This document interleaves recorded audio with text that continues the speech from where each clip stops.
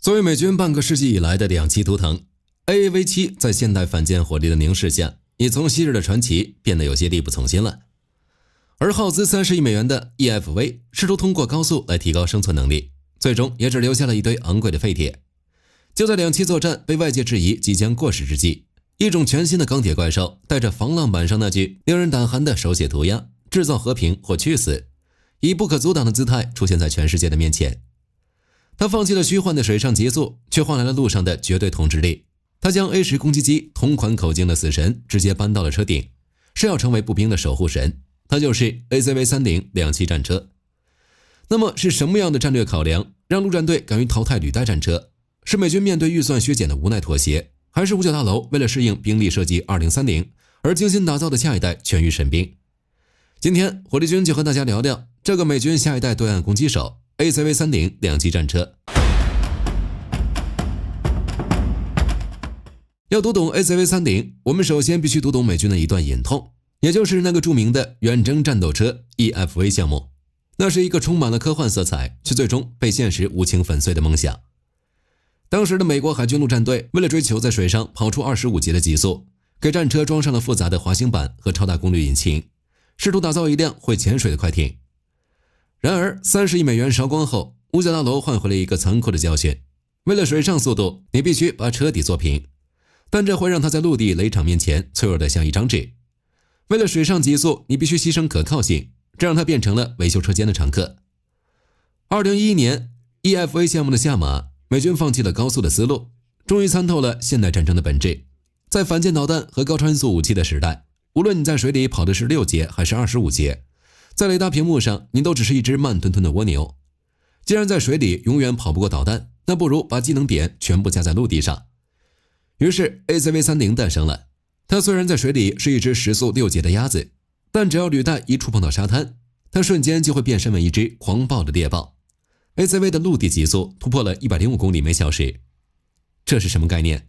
這意味着它徹底甩掉了只有70公里時速的 AAV-7，更意味着它上岸後不再需要平板拖車的輔助，就能直接駛上高速公路，伴隨着海馬斯火箭炮進行數百公里的長途奔襲。這種機動性正是美軍兵力設計2030的核心邏輯。在未來的太平洋島嶼，你抓不住它，因為它跑得太快；你打不着它，因為它時刻在移動。這裡有一個非常有意思的細節，根據國會研究服務處的報告，陸戰隊將 ACV 的採購目標從最初的1122輛削減到了632輛。外行人看熱鬧，覺得這是美軍缺錢了。但是恰恰相反，正所謂內行人看門道，這恰恰證明了美軍戰術思維的代際飛躍。他們不再需要成千上萬輛戰車去覆蓋二戰那種人海沖灘的悲壯場面。要知道，哪怕是諾曼底登陸，也被美國人吐槽為差點失敗的勝利。在精準打擊的時代，密集就是死亡。美軍現在需要的是一支數量更少、更精銳、更分散且生存能力極強的机動游擊隊。而 ACV-30就是為了承載這支精銳部隊而打造的完美容器。如果你去問一名經歷過伊拉克戰爭的老陸戰隊員，他們對 AAV-7最深刻的記憶是什麼？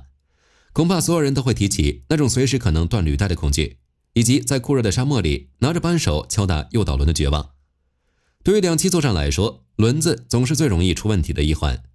ACV-30的出現則徹底解決了這個問題。在現代科技的加持下，輪子不僅能跑得更快，還能活得更久。這台戰車的底盤流淌着純正的意大利血統，它源自依维柯防務車輛公司 Super AV 方案。這是一次美軍極為罕見也極為成功的全球購。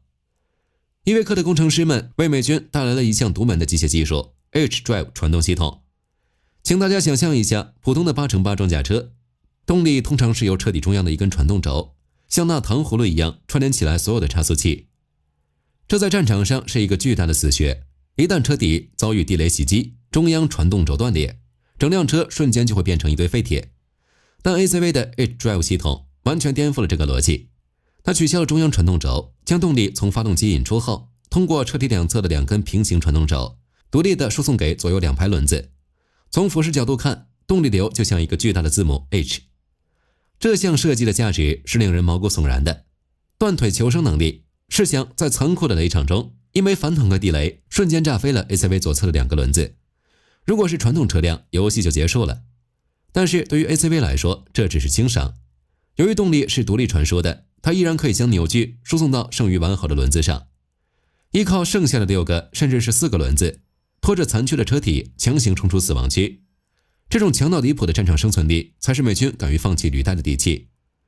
不僅如此，為了征服鬆軟的灘頭 ，ACV 還集成了頂級的中央充放器系統。當它衝上沙灘的那一刻，駕駛員只需要按下一個按鈕，巨大的米其林戰術輪胎就會迅速放氣，增大接地面積，像駱駝的腳掌一樣，在鬆軟的沙地上如履平地。而一旦駛上硬化公路，系統又會瞬間充氣，讓這台30多噸的巨獸立刻恢復到100公里的時速。這種在沙地漫遊者和公路賽車之間無縫切換的能力，讓 ACV 成為了名副其實的全地形通過之王。與此同時 ，ACV 還解決了一個困擾美軍幾十年的隱形殺手，那就是維護。在 AAV7 時代，一旦履帶斷裂或發動機故障，往往需要整整1個排的維修兵，在滿是油污的泥地裡折騰上一整天。而在爭分夺秒的现代戰場上，每1分鐘的停擺都意味着死亡。但 ACV 的設計引入了 F1 的賽車級維護理念，它的動力包，也就是發動機和變速箱的組合體，被設計成了一個整體模塊。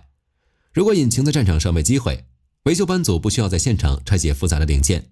他們只需要像拔掉一個巨大的 USB 插頭一樣，用吊車把整個動力包吊出來，換上一個新的，整個過程只需要不到1個小時。這意味着，當其他國家的履帶車輛還在等待拖車救援時， ACV 已經換好心臟，滿血復活了。這種即插即用的模塊化設計，讓它在大規模高強度衝突中的出勤率達到了前所未有的高度。畢竟，最好的戰車不是紙面數據最高的戰車，而是那輛當你需要它時，鑰匙一擰就能着火的戰車。在過去的幾十年裡，當陸戰隊員在灘頭遭遇敵方碉堡或輕裝甲壓制時，他們唯一的選擇是拿起無線電，呼叫武裝直升機或空中支援。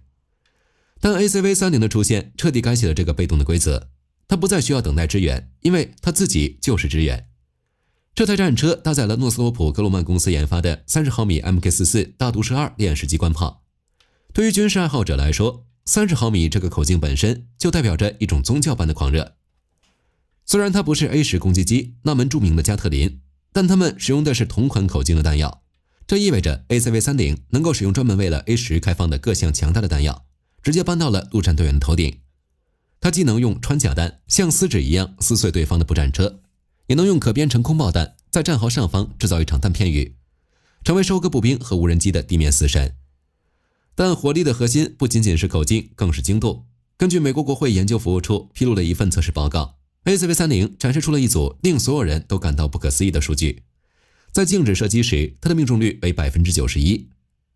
這已經很優秀了，但在全速越野、車身劇烈顛簸的移動射擊中，它的命中率竟然不降反升，達到了恐怖的 97%。 這聽起來完全違反常識，對吧？但這正是現代數字化火控系統的威力，其搭載的雙向穩定器能像頂級攝影師的雲台一樣，無論車身如何瘋狂跳動，炮口始終死死咬住目標，車越顛跑越穩，打得越準。這就是代差級的技術碾壓。而要實現這一切，美軍還得感謝來自挪威的工程智慧——康斯伯格 RT-20 無攔式遙控炮塔。請注意無攔式這個詞，它是 ACV30 工程設計的神來之筆。傳統的載人炮塔需要在車體內部深入一個巨大的吊籃來容納炮手和彈藥，這會像一根巨大的柱子擠壓寶貴的載源空間。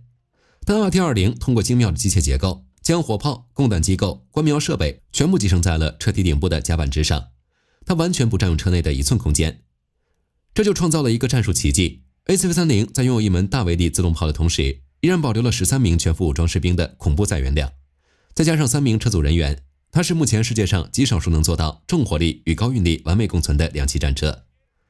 既是能裝人的大巴，又是能作戰的坦克，這就是美軍對全能戰車的終極定義。當然，任何頂級的戰爭機器都不可能完美無缺， ACV30 也不例外。自服役以來，關於它的吐槽聲從未間斷，其中最刺耳的莫過於一份來自五角大樓的測試報告。報告直言不諱地指出， ACV30 的內部空間過於擁擠，士兵穿着防彈衣坐進去非常困難。甚至有陸戰隊員抱怨，那又窄又硬的座椅簡直就是對屁股的折磨。聽起来這是一個嚴重的人機工程學敗筆。不，這恰恰是 ACV 設計的冷酷真相。請記住，這是一台為21世紀戰場設計的生存膠囊。那些被吐槽不舒服的座椅，並不是為了讓你享受旅途的，它們是高科技的懸掛式吸能座椅。不同於老式戰車直接焊在地板上的椅子，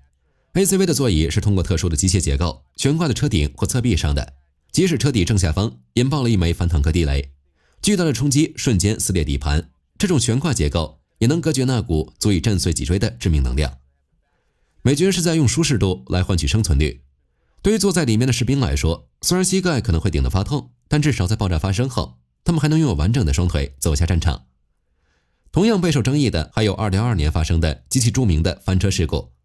由於採用了高大的輪式底盤和微型仿类車底， ACV 的重心的確比老舊的 AAV 更高，導致它在面對洶湧的衝浪區時，對駕駛技術提出了極高的要求。但這能說明 ACV 是一台失敗的設計嗎？恰恰相反，這證明了美軍想要征服所有海況的野心。老舊的 AAV 只能在相對平靜的海況下作業，而 ACV 敢於挑戰更加狂暴的浪湧，雖然付出了翻車的代價，但是這迫使美軍建立了全新的駕駛員訓練中心，用最嚴苛的標準去馴服這頭野獸。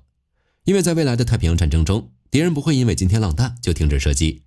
一台敢於在風暴中下水的戰車，哪怕它難以駕馭，也遠比一台只能在風平浪靜中作秀的玩具要可怕10000倍。如果說30毫米機炮是 ACV 看得見的肌肉，那麼隱藏在厚重裝甲之下的數字化系統，就是它看不見卻更加致命的大腦。在 ACV 家族中，有一個被稱為 ACVC 的特殊變體。從外觀上看，它最顯著的特徵就是車頂那片密密麻麻、如同森林般的天線陣列。這不僅僅是一輛用來指揮的裝甲車，在美軍的構想中，它就是一座移動的前線指揮部。現代戰爭早已不是單純的火力比拼，而是比拼誰能更快地完成發現、摧毀。而 ACVC 正是這個鏈條上最關鍵的地面節點。